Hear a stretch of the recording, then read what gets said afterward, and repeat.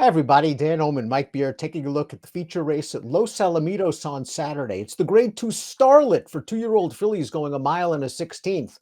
Let's take a look at this field. Bob Baffert has dominated this race in recent years. He's got three in here, graded stakes winners, Tenma and Nooni, and the progressive number 2, Mawu. But the story of the race could go through the three. Vodka with a twist, just second in the Breeders' Cup Juvenile Fillies and still underrated. Yeah, I guess the upset in the race is that Baffert has three and he doesn't have the morning line favorite for the race, Dan. We'll see how his horses do. Vodka with the twist. I agree with you. I mean, I want to say, I guess maybe she still is underrated. She was certainly underrated going into the Breeders' Cup. Ran really well there. I wonder if she's still underrated. We'll throw up the Timeform US pace projector because keep in mind that these are lightly raced fillies and several of them are stretching out in distance for the first time. Timeform US believes that that could contribute to a fast pace. Look Forward, who is a speedy debut winner sprinting, will stretch out. The 7 Nooni has shown plenty of speed. She was the runaway pace setter in the Breeders' Cup Juvenile Fillies. Those two figure to set the pace, and Practical Dream might be forced to rate for the first time. I think a couple of these horses going to be forced to rate in this spot, Dan. Listen, Look Forward was certainly pretty impressive winning on debut. It's not like they handed that horse the lead sprinting, and that pace was solid. But, man, Nooni is so fast. I think she's making the lead here. If the pace is fast, keep an eye on the 2, Mawu. She has the fastest Timeform US late pace rating. We're going to start things off with Aunt Mo, who was beaten in the debut by Practical Dream, who was beaten by Mawu second time out and found no horses of that caliber in this race. Her first start around 2 turns at Del Mar, she made the lead. She made him pay at odds on. Yeah, certainly fair, I guess, to look at her, Dan, and say she, was defeated by a couple of these horses sprinting. She wanted to stretch out. She stretched out, and she improved and got the job done. My only, counter argument to that would be, how much did she really improve in that race last time? Because I don't know. She was absolutely loose on the lead in there. The pace was not fast. She never faced a challenge. So I still don't know how good she is. And that 4-1 on the morning line, it just seems a little light to me. Highest price of the Baffert trio on the morning line is the 2 Mawu, who I thought made a professional and workmanlike impression in her career debut. She didn't break very well, but she improved to set the pace inside the experienced favorite and then grinded it out to score. They ran her back in the Desi Arnaz. I was very interested to see how she would perform in that race, and I thought they made a conscious effort to kind of take her back, and maybe that's just didn't work out for her in a race that wasn't run truly. 4-horse field, speed wins it. She's going to get a better flow here, and I think she's bred for 2 turns. I'm not going to really add to that, Dan. It's exactly how I looked at her. I actually thought her debut was pretty good, and she looked like a horse who maybe wasn't that comfortable sprinting. Won it anyway. I didn't love the ride that she got last. I'm not going to sit here and suggest that she ran well. I'm not really sure if she had a fair chance in that race, though. Stretching out here, she's bred to get at least this far. She's 10-1 on the morning line. I think she's going to run a lot better in this race. Vodka with a Twist was beaten by Nooni in the Grade 3 Sorrento, was nipped by Tenma in the Del Mar Debutante, and then ran very well in the Breeders' Cup Juvenile Fillies. She made an early lead, an early move to make the lead, blowing by Tenma on the far turn. She's on the lead turning into the stretch. She's just no match for Immersive, who hung back off this hot pace and just exploded by them. Immersive's going to be 2-year-old champion by a large margin. But look at Vodka with a Twist, re-rally for the place. It was a very game performance. Yeah, that's what you've come to expect from her in all of her races, Dan. And so far, it hasn't really mattered what distance they send her. She's just really game. She's a good horse. She's just not as good as Immersive, but she ran really well last time, up close to a really fast pace in there.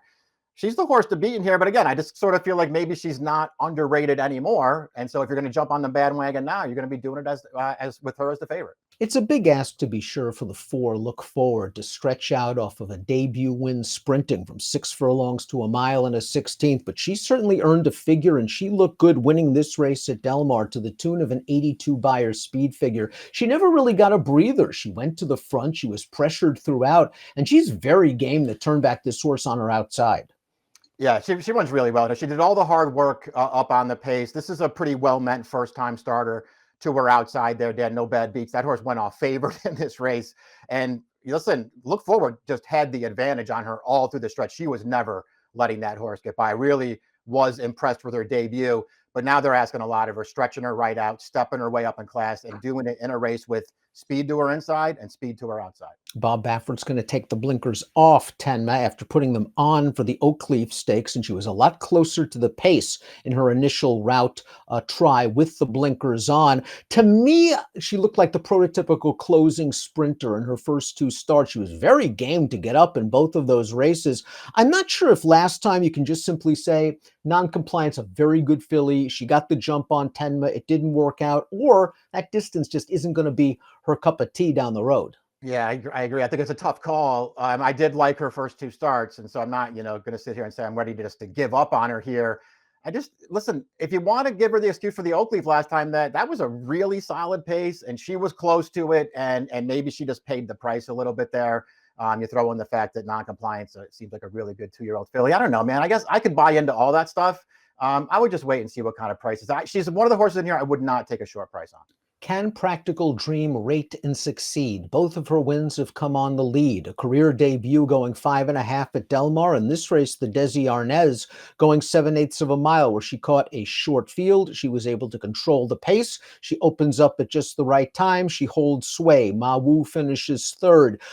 Looking at the pedigree, Mike, it's not like there's a ton of stamina in here, but from a physical, she looks like a big, strong daughter of Practical Joke that might be able to get the mile and a 16th with the right trip.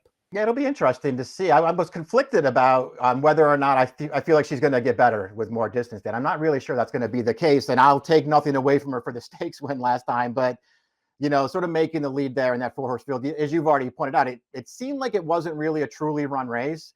And then listen, you just saw the stretch replay, and obviously people can watch it and decide for themselves. I didn't think she was finishing that strongly, going 7 in there. I mean, she wasn't getting away from those horses, that's for sure. And now she's got to stretch out against better horses. I don't know, man. 8-1, fair price to me, because I do think she's talented. I just don't know if I want to bet her.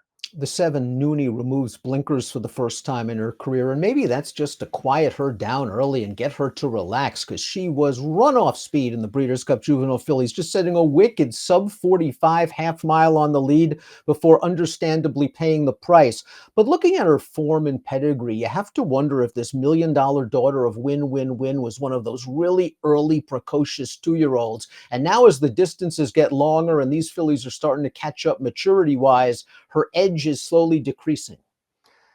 Those are all very valid questions. She's really, really fast. Yeah. And so that, to me, that just makes her super dangerous as she drops out of, listen, let's be honest, man. She's dropping out of 2 tougher races. And this is probably a much better spot for her. She was never going to win the Breeders' Cup anyway. And then when you throw in the pace that she went in there, it just sort of doomed her chances. I actually felt like her Oakleaf was pretty good. And if she runs that race here, they might have a pretty tough time catching her if she can make the lead. Let's take a look at our top selections for the Grade 2 Starlet. You're thinking Baffert does it again, but the other Baffert. That wouldn't be a surprise. Baffert at a price, the 2 Mawu. Just interested to see her stretch out. And I just had that feeling on her debut that maybe she wasn't a sprinter. I hated the trip and ride she pulled last time. Practical Dream's going to have to prove it from a distance standpoint, but I like the incremental stretch out in distances thus far. 5.5, 6, 7. I think she has the foundation to get the mile and a 16th. We'll see if she has the bloodlines. And I think she can sort of settle in behind the speeds in here. If the 7 and the 4 are out there, maybe she can relax and get the jump on the true closers. 2736 for Mike, 6453 for me. It's the Grade 2 Starlet, the feature race at Los Alamitos on Saturday. Best of luck. Hey friends, you look like you're in need of a winner. If you enjoyed the great content right here, just click and subscribe right here and enjoy the great DRF.com race of the days, the phenomenal stakes previews, and so much more. Many of that content featuring me and my exceptional selections. Trust me, you won't regret it.